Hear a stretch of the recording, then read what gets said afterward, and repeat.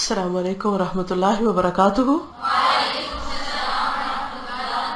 کیا حال ہے سب کا؟ کل ہم نے بھولنے کی بات کی تھی، تو آج صبح میں ایک کتاب پڑھ رہی تھی تو اس میں تھا قرآن مجید کی، انہوں نے ایک آیت کوٹ کی ہوئی تھی، استحوذ علیہم الشیطان فانساہم ذکر اللہ اولئک حزب الشیطان الا ان حزب الشیطان هم الخاسرون.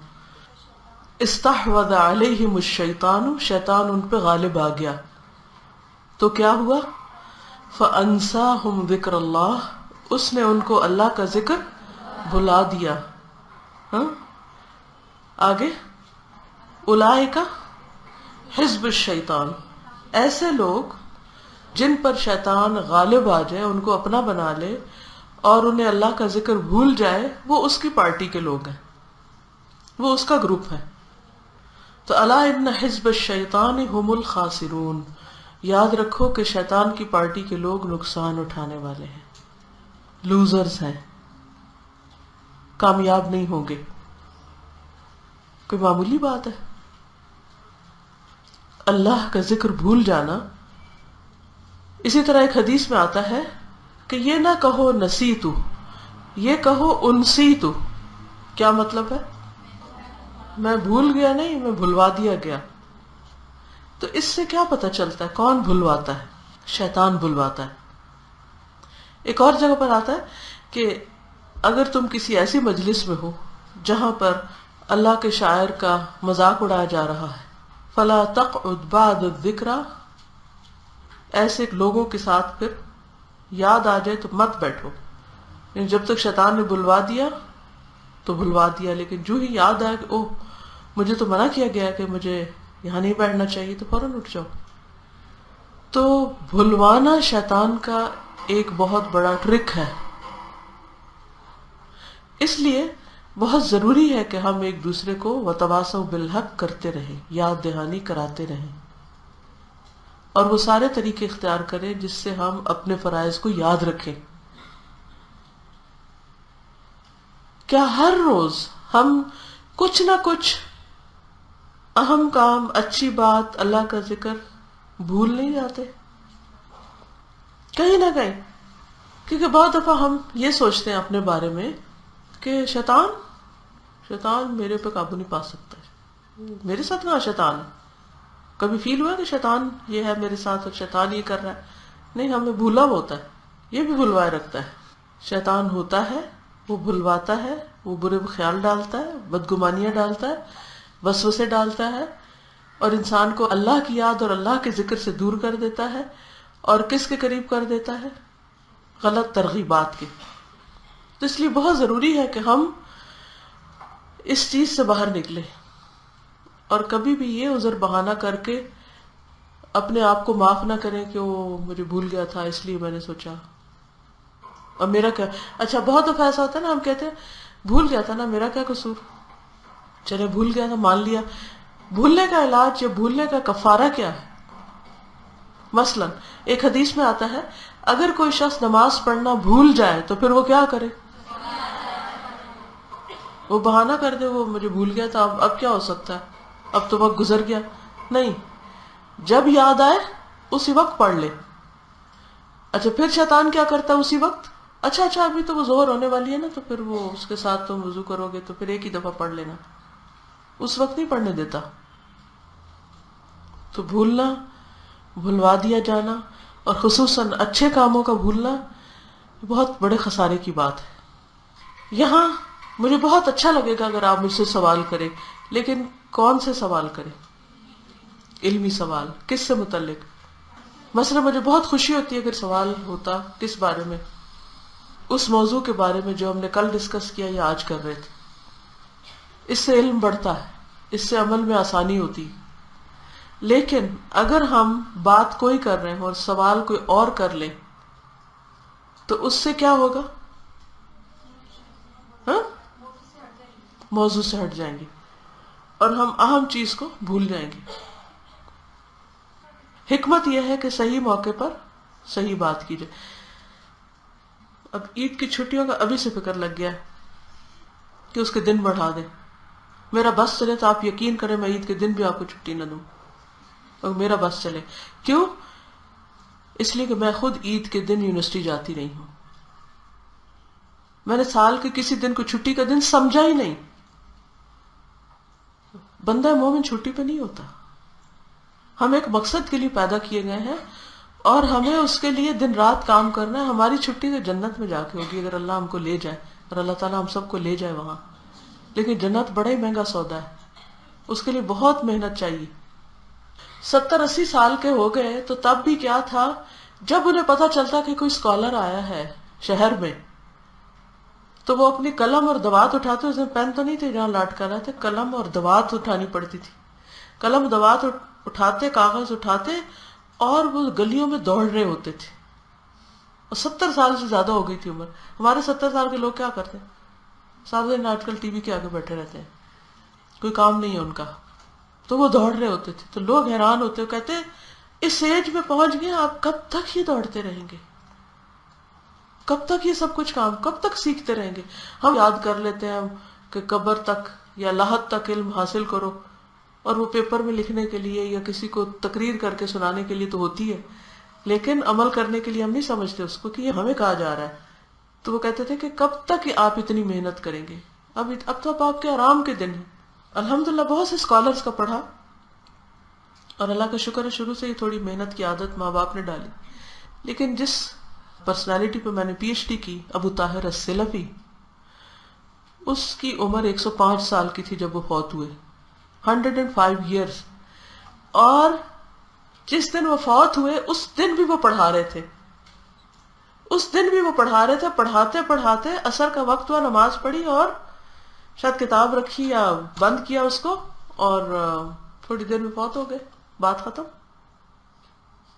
یہ وہ لوگ ہیں. اور اس نے جہاں جہاں ٹریول کیا تھا وہ طاہر سلفی نے، اس کا میں نے نقشہ پورا بنایا کہ کہاں کہاں وہ شخص علم کے لیے گیا، کتنے سفر کیے.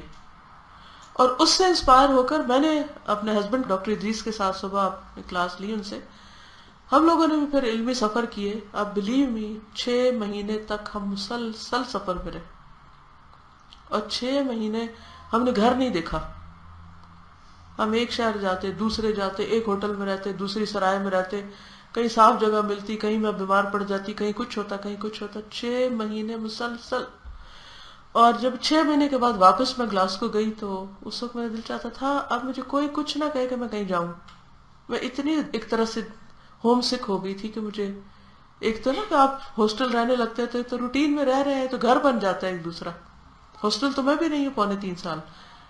وہ تو انسان انجوائے کرتا ہے، لیکن کوئی ٹھکانہ نہیں. ایک بیگ یہاں اٹھایا اور ایک یہاں اٹھایا اور چل رہے اور چل رہے. 2 جوڑے اٹھائے ہوئے، کبھی کہیں کبھی کہیں، کبھی کسی لائبریری کے پاس جا رہے ہیں، کسی اسکالر کا پتہ چلتا ان کے پاس چلے جاتے. ایک میں نے کپڑے کی دکان نہیں دیکھی اس دوران، کہیں میں نے جیولری نہیں خریدی، کہیں کوئی چیز نہیں دیکھی. صرف یہی آتا تھا کہ جس مقصد کے لیے نکلی اس میں خلل نہ آئے. یہ باقی باتیں تو بعد میں بھی ہوتی رہیں گی. تو مجھے ہمیشہ میں کہتی تھی ان اسکالرز نے دین کی خدمت کی ہے. تو میرے دل میں یہ تمنا آتی تھی کہ اللہ میری بھی اسی طرح کی موت ہو کہ میں بس اپنا کام کر رہی ہوں اور پھر کرتے کرتے تجھ سے جا ملوں، اس میں رکاوٹ نہ آئے. تو جب تک مسلمانوں میں ایسے لوگ پیدا نہیں نہ ہوں گے جو چھٹیوں کو بھول جائیں تو حال نہیں بدلے گا. قرآن مجید میں آتا ہے کہ صرف اللہ ہی سے ڈرنا چاہیے. تو کیا شیطان سے بھی ڈرنا چاہیے یا نہیں ڈرنا چاہیے؟ یہ کہاں لکھا ہوا ہے کہ صرف اللہ سے ڈرنا چاہیے؟ آیت کا ریفرنس دیں گے؟ دیکھیے اللہ سے ڈرنا جو ہے نا اس کو تقویٰ کہتے ہیں، اور باقی چیزوں سے ڈرنا جو ہے وہ ایک طبعی ڈر ہوتا ہے، حقیقی نہیں. طبعی کیسے؟ جیسے موسیٰ علیہ السلام نے جب عصا پھینکا تو وہ کیا بن گیا؟ سانپ بن گیا. تو اس وقت موسیٰ علیہ السلام ڈر گئے. اب یہ ڈر جو ہے کیا یہ پیغمبری کے خلاف ہے یا تقویٰ کے خلاف ہے؟ نہیں. طبعی قدرتی بات ہے کہ ہم کسی بھی ڈرنے والی چیز کو دیکھیں گے تو ہم ڈریں گے. وہ ڈرنا منع نہیں ہے. شیطان سے ڈرنے کا مطلب یہ ہے کہ شیطان ہمیں ورغلا نہ دے، کیونکہ ڈر ایک ایسی چیز ہے کہ جس کی وجہ سے انسان پھر اپنے آپ کو محفوظ کرنے کی کوشش کرتا ہے. جس چیز کا بھی آپ کو ڈر ہوتا ہے آپ اس سے بچتے ہیں. شیطان سے ڈرنے کا مطلب کیا ہے؟ اپنے دشمن سے ڈرنا کیا ہے؟ کہ آپ اپنی حفاظت کریں. کل تھا نا کہ بدلہ لینے کے بعد، یہ اچھا سوال ہے. ہم بدلہ لینے کے حوالے سے کہتے ہیں میں ایسا بدلہ لوں گی کہ تم یاد رکھو گی ساری زندگی. کیا یہ کہہ سکتے؟ یہ وہی کہہ سکتا ہے جس کے اندر ایروگینس ہو، کبر ہو. آپ کو پتا کبر کا علاج کیا ہے؟ تکبر کا علاج کیا ہے؟ تکبر کی علامت کیا ہے؟ چلیے یہ بتائیے. تعریف کیا ہے تکبر کی؟ غمت الناس و بطر الحق. اچھا، غمت الناس کا علاج کیا ہے؟ چلیے آدھا علاج بتا دیتی ہوں. غمت الناس کا علاج کیا ہے؟ غمت الناس لوگوں کو حقیر سمجھنا، لوگوں سے محبت کرنا. اور انہوں نے کہا کہ اپنے آپ کو کمتر سمجھنا، اور انہوں نے کہا کہ خدمت میں لگ جانا. خدمت علاج ہے تکبر کا. آپ صرف اس کی خدمت کر سکتے ہیں جس کو آپ اپنے سے کیا سمجھتے ہیں؟ بڑا سمجھتے ہیں، یا اس کے مقابلے میں آپ اپنے آپ کو تھوڑا کم کرتے ہیں، تب خدمت ہو سکتی. اگر آپ اپنے آپ کو بڑی چیز سمجھے تو آپ خدمت نہیں کر سکتے، یا کر سکتے ہیں؟ مثلاً آپ اگر کسی کے پاؤں دبا رہے ہیں مثلاً، تو اگر آپ کے اندر کبر ہوگا تو آپ نہیں دبا سکتے، آپ آگے ہی نہیں بڑھیں گے. کسی بچے نے پیشاب کر دیا مثلاً، تو اگر آپ کے اندر عاجزی ہوگی تو آپ کیا کریں گے؟ اس کو ہیلپ کریں گے. اور اگر کبر ہوگا تو آپ ناک چڑھا کے ایک طرف ہو جائیں گے. ہاں؟ تو اسی طرح کبر کا علاج خدمت خلق ہے. دوسری علامت کیا ہے کبر کی؟ بطر الحق، حق کا انکار. تو اس کا علاج کیا ہوگا؟ بطر الحق کا اپوزٹ کیا ہوگا؟ حق کو مان لینا. حق ماننے کا مطلب کیا ہے؟ اپنی غلطی بھی مان لینا. شیطان میں تکبر کیوں تھا؟ اس نے کیا کیا تھا؟ غلطی نہیں مانی تھی. تو حق کو نہیں ماننا تکبر ہوتا ہے، حق کو ماننا تکبر کے خلاف ہوتا ہے. جب ایک چیز آپ نے پڑھی اور آپ کو سمجھ آ رہی ہے کہ یہ میرے خلاف جا رہی ہے. ہوتا ہے نا کئی دفعہ کوئی چیز ہم پڑھتے ہیں، جیسے بدلہ لینے کل پڑھا ہم نے، تو آپ نے ٹھانی ہوئی کہ میں فلانے ضرور بدلہ لوں گا، اور پھر اس میں بھی میں ایسا لوں گا کہ ساری زندگی یاد رکھے گا کوئی. تو یہ تو پھر اس نے تو آپ کے ساتھ زیادتی کی جو کم درجے کی تھی، اور آپ پلان کیے ہوئے اس کے ساتھ ایسا کرنے کا کہ جو اسے کبھی نہ بھولے. اس کا مطلب ہے آپ نے ظلم کا ارادہ کیا ہوا. ٹھیک ہے نا؟ کیونکہ عموماً بدلہ اتنا تو کوئی کم ہی لیتا ہے، ٹھنڈ نہیں پڑتی اس سے. زیادہ ہی ہو تو پھر ہی مزہ آتا ہے، تبھی بدلہ اس کو تب ہم بدلہ کہتے ہیں. اچھا، اب آپ دیکھیے کہ جب ہم کوئی چیز پڑھتے ہیں اور ہمیں پتہ ہے کہ یہ ہمارے خلاف گئی ہے، تو دو رویے ہو جاتے ہیں اس کے فوراً بعد.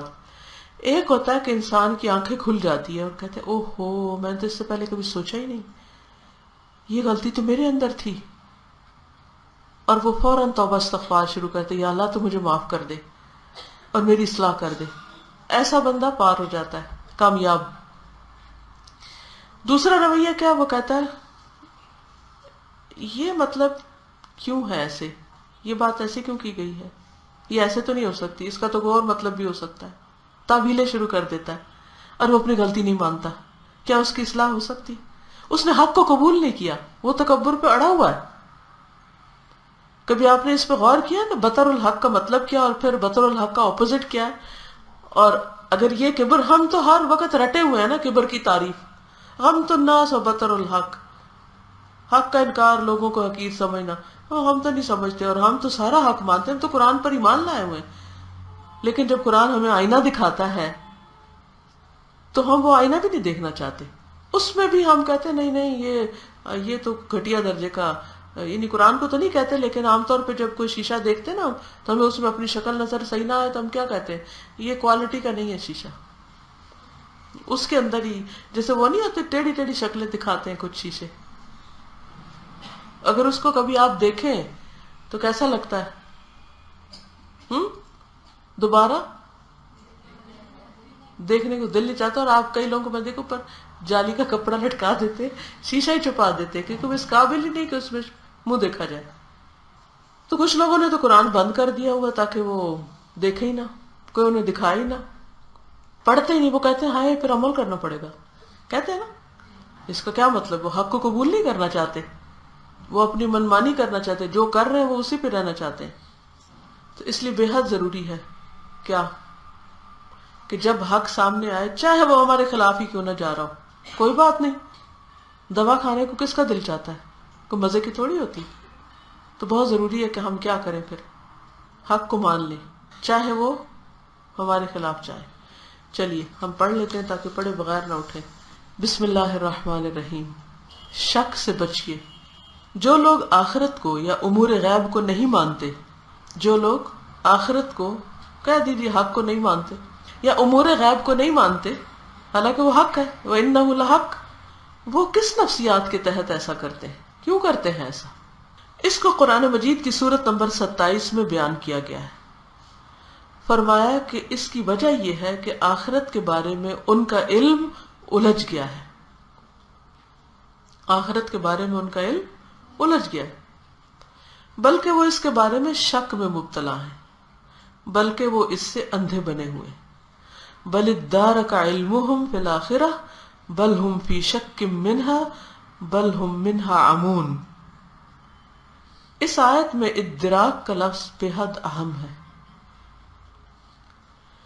ادراک کی اصل تدارک ہے، پھر ادغام کے اصول کے تحت تا کا حرف دال میں مدغم ہو گیا. لسان العرب ادارکا یا تدارکا کے ابتدائی معنی ہے باہم مل جانا. قرآن مجید میں ہے کہ حتی اذا ادارکوا فیہا جمیعا، یہاں تک کہ وہ جب سارے لوگ اس میں اکٹھے ہو جائیں گے، اگلے پچھلے مل جائیں گے. مختلف چیزیں جب اکٹھا ہوتی ہیں تو اس کا ایک نتیجہ اختلاط کی صورت میں نکلتا ہے.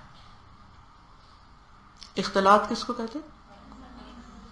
جیسے آپ لوگ مختلف جگہوں سے آئے ہیں اور یہاں مل جل گئے، یعنی چیزیں باہم مل کر گڈمڈ ہو جاتی.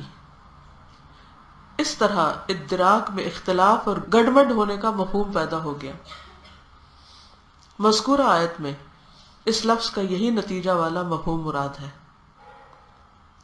یعنی آخرت کے بارے میں مختلف رائےوں کی وجہ سے ان کے اندر ذہنی الجھن کی کیفیت پیدا ہوئی جو بالآخر شک اور اندھے پن تک پہنچ گئی. کسی بھی چیز کے ساتھ یہی حال ہوتا ہے. حق کو کیوں نہیں مانتے ہم؟ کیونکہ اس کی تعویل کر لیتے. بہت سی تعویلیں اس میں گڑبڑ ہو جاتی ہیں اور پھر ہم اس کو چھوڑ دیتے ہیں. شک پیدا ہو جاتا ہے، یقین نہیں رہتا. جب علم پر شک ہو، یقین نہ ہو تو پھر کیا ہوتا ہے؟ عمل نہیں ہو سکتا. اور ایک وقت آتا ہے کہ انسان کے سامنے حق رکھا تو مگر وہ اس سے بلائنڈ ہوتا ہے، اس کو نظر بھی نہیں آتا. موجودہ دنیا دارالامتحان ہے. اس مصلحت کی بنا پر یہاں التباس کا قانون جاری. التباس کا بھی کیا معنی ہوتا ہے؟ مل جل جانا. یہاں حقیقتوں کو براہنہ صورت میں نہیں لایا جاتا، نیکڈ نہیں ہوتی وہ، بلکہ ملتبس صورت میں لایا جاتا ہے. کوئی حقیقت خواہ کتنے ہی زیادہ دلائل کے ساتھ ثابت کر دی جائے، ایک عنصر اس میں اشتباہ اور التباس کا باقی رہتا ہے. یعنی شک والی کیفیت پھر بھی ہو سکتی. یہی چیز شک کا باعث بنتی. آدمی اس شک والے پہلو کو لے کر طرح طرح کے شبہات میں مبتلا ہو جاتا ہے، یہاں تک کہ ایسا ہو جاتا ہے گویا وہ اندھا ہے اور اسے کچھ دکھائی نہیں دیتا. یہ شک کا پہلو امتحان کا تقاضا ہے، اس لیے وہ لازماً موجود رہے گا. آدمی کو چاہیے کہ وہ اپنی عقل سے کام لے کر شک کے پردے کو پھاڑے. اگر اس نے ایسا نہیں کیا تو وہ اس دنیا میں کبھی یقین کے مقام کو حاصل نہیں کر سکتا. شک سے بچیے. شک تمام گمراہیوں کا سب سے بڑا دروازہ ہے. اسی لیے اللہ سبحانہ وتعالیٰ قرآن مجید کے شروع میں کیا فرماتے؟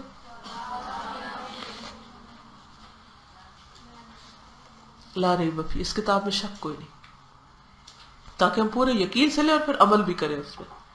ٹھیک ہے نا؟ اب دیکھیے کہ ہر چیز کے بارے میں دو پہلو ہیں. مثلا میں یہاں آ کے پڑھا رہی ہوں، میری آج طبیعت خراب تھی لیکن میں نے کہا کہ نہیں، اللہ تعالیٰ کو وہ کام پسند ہے، چاہے تھوڑا ہو لیکن مسلسل ہو. تو میں ویٹ کر رہی تھی کہ اگر میں تھوڑی بھی اس قابل ہوئی کہ میں بول سکوں تو میں چلی جاؤں گی.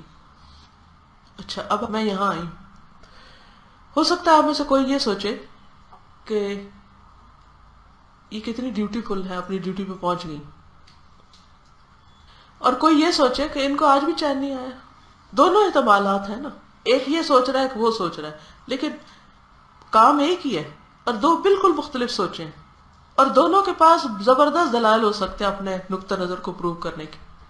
فیصلہ کون کرے گا؟ اللہ کرے گا کون کس مقصد کے لیے نکلا ہوا ہے. اس لیے ہمیں کسی کے بارے میں ججمنٹل نہیں ہونا چاہیے. یہی حال ہر معاملے میں، کوئی بھی کام آپ کریں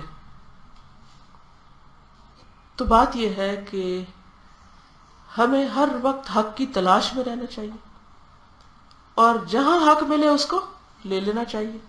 یہ نہیں دیکھنا چاہیے کہ کون دے رہا ہے، کیوں دے رہا ہے. اچھا، شیطان نے ایک بات مجھے بلوا دی تھی جو شکر ہے یاد آ گئی، اب کر کے ہی میں اٹھوں گی. بہت سے لوگوں کو یہ گلہ ہوتا ہے کہ ہماری کوئی بات نہیں سنتا، ہم نے اس کو بھی کہا اس کو بھی کہا، سنتا ہی نہیں کوئی. تو ایک گر آپ کو بتانا چاہتی ہوں کہ اگر آپ چاہتے ہیں کہ آپ کی بات سنی جائے، مانی جائے، تو آپ یہ ضرور دیکھیں کہ آپ کیا کہہ رہے ہیں، کن الفاظ میں کہہ رہے ہیں، کس کو کہہ رہے ہیں، اور کب کہہ رہے ہیں، اور کس انداز میں کہہ رہے ہیں. یہ جو حکمت کی بات ہوئی تھی نا کہ کوشچن کرنے میں بھی حکمت ہے، اس کا یہ مطلب نہیں کہ ہم ایسی حکمت کے اوپر کار بند ہو کے کوشچن ہی کرنا چھوڑ دیں، اس سے نہ ڈرے. لیکن کبھی بھی زندگی میں، چاہے شوہر کے ساتھ معاملہ ہو یا ماں باپ کے ساتھ ہو یا استاد کے ساتھ ہو، کسی کے ساتھ بھی ہو، اگر ان باتوں کو آپ سوچ لیں تو انشاءاللہ تعالی آپ کسی نتیجے پہ پہنچیں گے، پھر اس کا کوئی آؤٹ کم ہوگا. سیم قرآن ہے، کچھ ہدایت پاتے ہیں اور کچھ اسی سے ہی گمراہ ہوتے ہیں. اصل میں تو ہمارا ٹیسٹ اسی میں ہے کہ ہم اپنی سوچ کو کتنا سیدھا رکھتے ہیں. فلما زاغوا ازاغ اللہ قلوبہم. جب بندہ خود الٹا سوچتا ہے نا، منفی، تو اللہ بھی مزید ٹیڑھا کر دیتا ہے اس کو. اوکے، السلام علیکم ورحمۃ اللہ وبرکاتہ.